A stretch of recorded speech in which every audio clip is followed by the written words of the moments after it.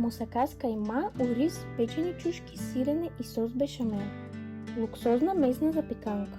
Ситна, сочна, пълна с вкусове и аромати. Слой кайма с ориз, зеленчуци, парченца меки чушки. Слой деликатен млечен сос. И отгоре златиста коричка от сирене.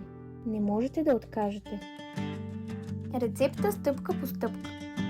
Ако искате да разгледате някоя стъпка по-подробно, спрете видеото, когато в кадъра се вижда зелен флаг с номера на стъпката.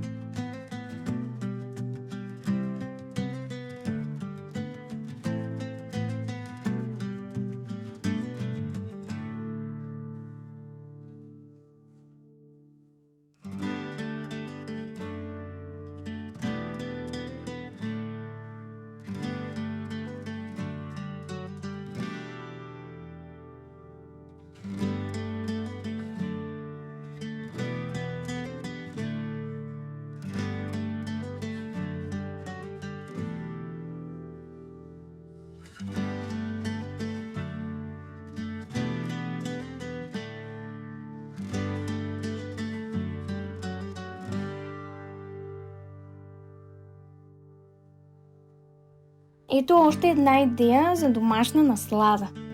Подробната рецепта с списъка на продуктите вижте в описанието. Абонирайте се, харесвайте и споделяйте. И като кликнете върху линковете на екрана и в описанието, ще научите как още вкусно да приготвите нашите любими чушки.